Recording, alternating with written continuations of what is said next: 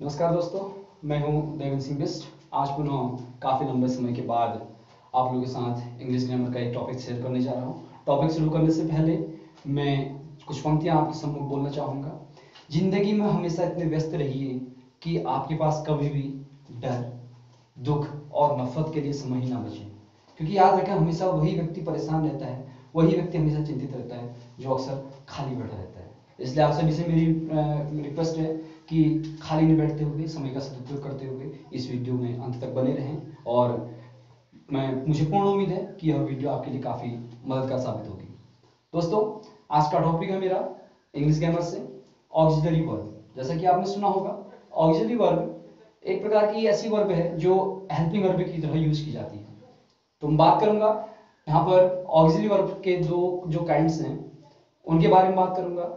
Number 1 primary auxiliary verb और number 2 model auxiliary verb. आप video के साथ साथ नोट्स, वीडियो देखने के साथ साथ नोट्स भी बना सकते हैं, राइट डाउन कर सकते हैं उसको अपनी नोटबुक पे। जो पहली वर्ब जो होती है ऑक्सिलरी वर्ब में वो है प्राइमरी ऑक्सिलरी वर्ब और जो सेकंड है वो है मॉडल ऑक्सिलरी वर्ब। तो दोस्तों, जो इसमें मेन डिफरेंस है कि what is the primary auxiliary verb and what is the model auxiliary verb, तो इसको समझने के लिए सबसे पहले हमें इनके बीच के अंतर को समझना होगा कि प्राइमरी ऑक्सिलरी वर्ब क्या है और मॉडल ऑक्सिलरी वर्ब क्या है।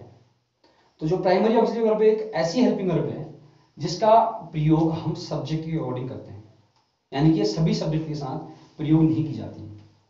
और जो मॉडल ऑक्सिलरी वर्ब होती है, मॉडल ऑक्सिलरी वर्ब सब्जेक्ट के अकॉर्डिंग नहीं बल्कि ये सभी सब्जेक्ट के साथ यूज की जाती है। सब्जेक्ट चाहे सिंगुलर हो या चाहे प्लूरल हो, सभी के साथ जो हेल्पिंग वर्ब्स यूज की जाती हैं वो मॉडल ऑक्सिलरी वर्ब कहलाती हैं। तो आज अपने इस टॉपिक में मैं आपके साथ मॉडल ऑक्सिलरी से रिलेटेड कुछ हेल्पिंग वर्ब्स के बारे में आपको बताऊंगा। सबसे पहले मॉडल ऑक्सिलरी में हम आते हैं कैन, CAN, और इसी के साथ मे, MAY। तो दोस्तों, इन दोनों का अर्थ अगर हम देखा जाए, अगर हिंदी में हमारे पास कोई भी वाक्य है, हिंदी के वाक्य के अंत में अगर क्रिया कर सकता है, क्रिया कर सकती है, क्रिया कर सकते हैं, क्रिया कर सकता हूं, अगर इस प्रकार के अगर हमारे पास शब्द आते हैं आखिरी में वाक्य के, तो तब हम कैन या मे का यूज करेंगे। लेकिन सबसे महत्वपूर्ण चीज जो है कि जो कैन और मे दोनों एक ही अर्थ को इसमें डिनोट करते हैं, कहां पे कैन का यूज होगा, कहां पे मे का यूज होगा, ये चीज हमें ध्यान देनी होगी। यहाँ पे सबसे पहले हमें तीन चीजें याद रखनी है इसमें। कैन और मे का यूज अगर हमें सीखना है, हमें तीन चीजें याद रखनी है, क्योंकि कैन और मे दोनों प्रेजेंट को डिनोट कर रहे हैं। तो इसमें हमें तीन चीजें क्या याद रखनी है? योग्यता, क्षमता या संभावना। Ability, capacity and possibility. तो एबिलिटी और कैपेसिटी, योग्यता और क्षमता को व्यक्त करने के लिए हम कैन का प्रयोग करेंगे। और कहीं पे अगर हमें संभावना व्यक्त करनी है, पॉसिबिलिटी अगर हम डिनोट कर रहे हैं, तो वहां पे हम मे का प्रयोग करेंगे। जैसे हम कुछ वाक्य एग्जाम्पल के तौर पर लेंगे, या अगर कोई भी वाक्य हम बोले तो हमें उस वाक्य में देखना होगा कि हम इसमें क्या व्यक्त कर रहे हैं। सब्जेक्ट की योग्यता, सब्जेक्ट की क्षमता या सब्जेक्ट की संभावना। जैसे अगर हम कहें कि मोहन तेजी से दौड़ सकता है, मोहन तेजी से दौड़ सकता है, तो इसमें क्या व्यक्त हो रहा है कि मोहन दौड़ सकता है, कि यानी कि मोहन के पास दौड़ने की क्षमता है या योग्यता है या संभावना है। तो जैसे आज बारिश हो सकती है, तो इसमें भी हमें ध्यान देना होगा कि आज बारिश हो सकती है। हम बारिश के होने की क्षमता को व्यक्त कर रहे हैं या बारिश के होने की योग्यता को व्यक्त कर रहे हैं या बारिश के होने की संभावना को व्यक्त कर रहे हैं। ऐसे ही मैं इस पाठ को 1 घंटे में याद कर सकता हूं। अगर हमें बोल रहे हैं मैं इस पाठ को 1 घंटे में याद कर सकता हूं, तो इसके लिए भी हमें ये ध्यान देना होगा कि मैं इस पाठ को अगर 1 घंटे में याद कर सकता हूं, तो ये मेरी योग्यता है, क्षमता है या संभावना है। हम क्या, यानी हम क्या व्यक्त कर रहे हैं, क्या दर्शा रहे हैं, क्या डिनोट कर रहे हैं। तो केवल हमें तीन चीज, सकता है, सकती है, सकते हैं, सकता हूं, अगर इस टाइप के वाक्य हैं तो हमें उसमें यही देखना होगा कि सब्जेक्ट के द्वारा कार्य को करने की क्षमता को डिनोट कर रहे हैं, या सब्जेक्ट के द्वारा कार्य को करने की योग्यता को डिनोट कर रहे हैं, या सब्जेक्ट के द्वारा कार्य को करने की संभावना को डिनोट कर रहे हैं। तो ये तीन शब्द आपको याद करने कैन और मे के यूज में। और इतना याद रखना उसके बाद कि एबिलिटी एंड कैपेसिटी के लिए कैन का यूज होता है। योग्यता और क्षमता के लिए कैन का यूज होता है, और संभावना के लिए यानी कि पॉसिबिलिटी के लिए मे का यूज होता है। और इनके साथ अगर कभी भी हम वर्ब की फॉर्म यूज करेंगे तो वर्ब की फर्स्ट फॉर्म का यूज हमेशा किया जाएगा। तो पहला जो इसमें हमारा टाइप है कैन और मे मॉडल ऑक्सिलरी वर्ब के अंतर्गत। उम्मीद करूंगा कि आपको अच्छे से समझ में आ गया होगा। इसी के साथ हम आगे बढ़ेंगे। नंबर 2, कैन और मे का पास्ट जो होता है, कैन का पास्ट कुड और मे का पास्ट माइट। तो इसमें भी हमें ऐसे याद है जैसे हमने कहा कैन और में प्रेजेंट में यूज किया, यानी कि प्रेजेंट की योग्यता, क्षमता और संभावना को डिनोट करते हैं। ऐसे ही जो इनके पास्ट हैं तो पास्ट की संभावना को डिनोट करेंगे, जैसे कैन का पास्ट कुड है और मे का पास्ट माइट है। तो जिस तरह से प्रेजेंट में कैन का यूज हो रहा है उसी तरह से पास्ट में कुड का यूज होगा, और जिस तरीके से प्रेजेंट में मे का यूज हो रहा है उसी तरीके से पास्ट में माइट का यूज होगा। अब अगर हमें अच्छे से याद है कि कैन का यूज कहां पे होता है, किस चीज के लिए होता है, तो कुड का यूज भी हम कर सकते हैं लेकिन पास्ट में। ऐसे हमें पता है अगर कि हम प्रेजेंट में मे का यूज किस लिए करते हैं तो वही चीज पास्ट में यूज की जाएगी, यानी कि पास्ट में भी हम माइट का यूज करेंगे उस चीज के लिए। तो जैसे हम प्रेजेंट में योग्यता और क्षमता को व्यक्त करने के लिए कैन का प्रयोग करते हैं, तो पास्ट में योग्यता और क्षमता को व्यक्त करने के लिए हम कुड का प्रयोग करेंगे।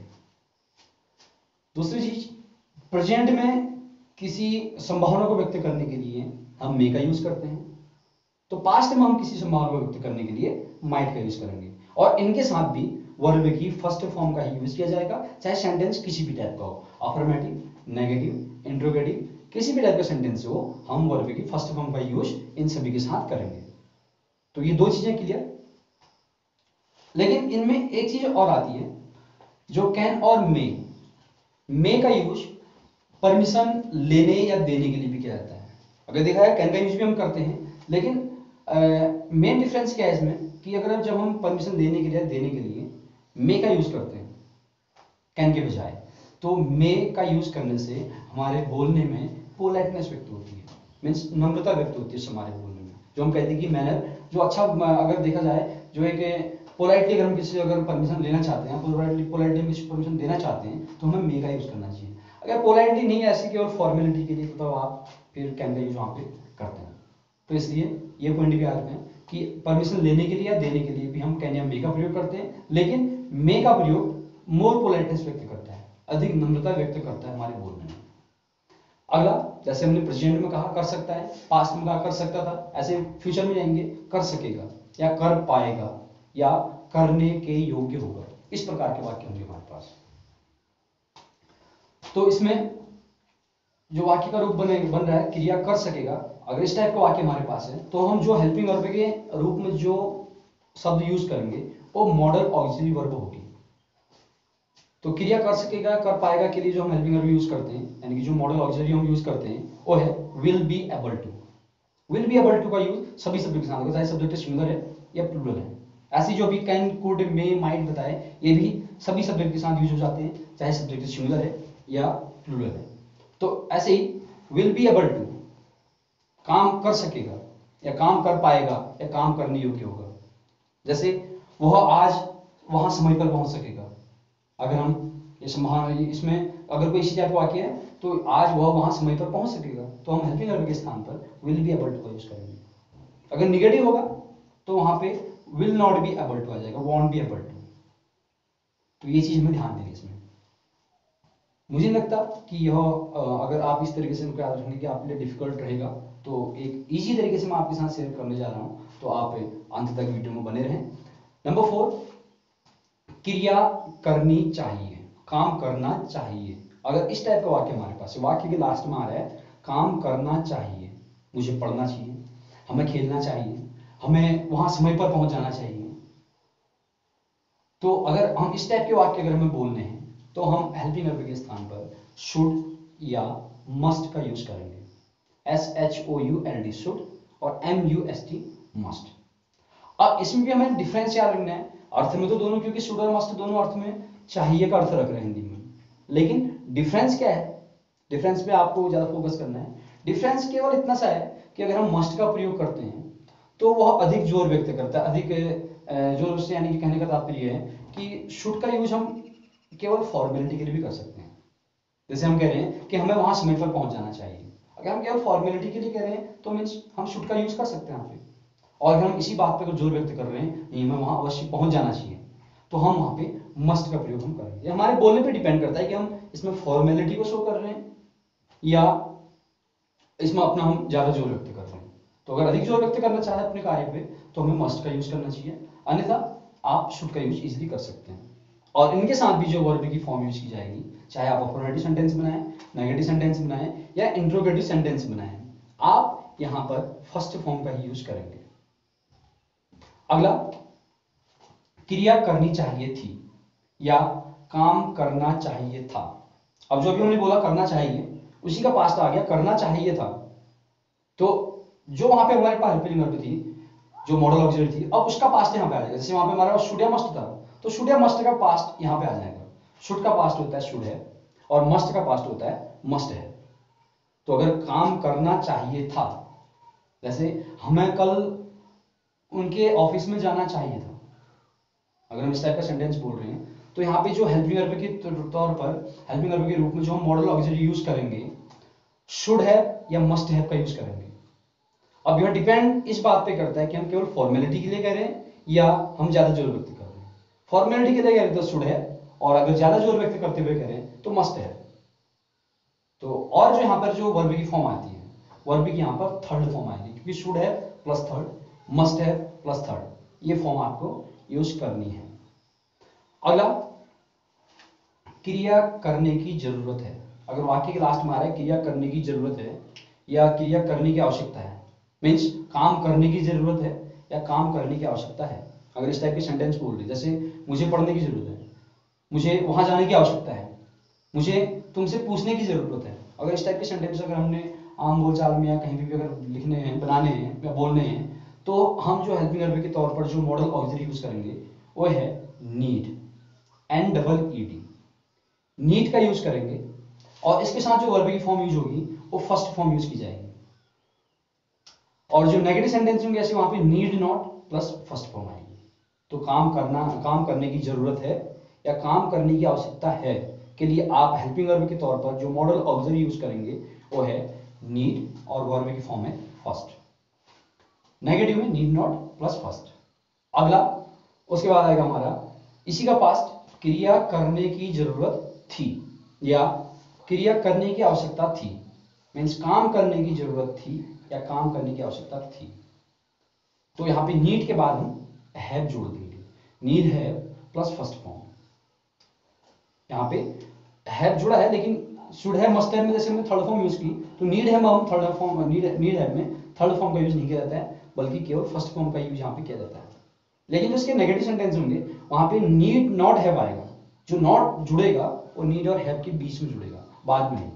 तो अगर क्रिया करनी चाहिए, क्रिया करने की आवश्यकता थी या क्रिया करने की जरूरत थी, मीन्स काम करने की जरूरत थी या काम करने की आवश्यकता थी, अगर इस टाइप के सेंटेंस हैं तो हम वहां पे नीड है प्लस फर्स्ट फॉर्म का यूज करेंगे। और अगर सेंटेंस नेगेटिव टाइप का होगा तो वहां पे नीड नॉट है प्लस फर्स्ट फॉर्म का यूज करेंगे। इसी के साथ अगला, क्रिया करने की इच्छा होना।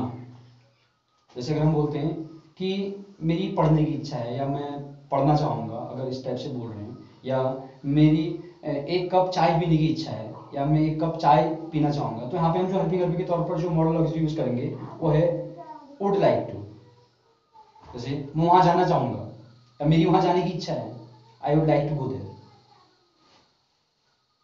तो इस तरह से हमें सेंटेंस जो वुड लाइक टू है, वुड लाइक टू का यूज भी हम सभी सब्जेक्ट के साथ कर सकते हैं। तो और इसके साथ भी फर्स्ट फॉर्म का यूज होगा। और नेगेटिव सेंटेंस बनाएंगे तो वुड नॉट लाइक टू, इस तरह से सेंटेंस हमारे पास आएंगे। इसमें एक मॉडल और आखिरी में वुड, WOULD। आमतौर पर जो वुड है, वुड के बहुत सारे यूज किए जाते हैं। मैं एक विल और वुड के बीच जो डिफरेंस है इसकी वीडियो अलग से बनाऊंगा, लेकिन फिलहाल इस वीडियो में मैं आपके साथ केवल इतना शेयर करना चाहूंगा वुड के बारे में कि जो वुड है, वुड एक तो विल का पास्ट होता है, विल का यूज जैसे फ्यूचर में किया जाता है, ऐसे ही वुड भी उसके पास्ट फॉर्म को दर्शाता है। तो इसमें आ जाएगा वो वाक्य का रूप कि जैसे वाक्य किस रूप का होगा कि क्रिया करता, जैसे मैं वहां जाता, आई वुड गो देयर। मैं वहां खेलता, आई वुड प्ले देयर। मैं आपसे पूछता, आई वुड आस्क यू।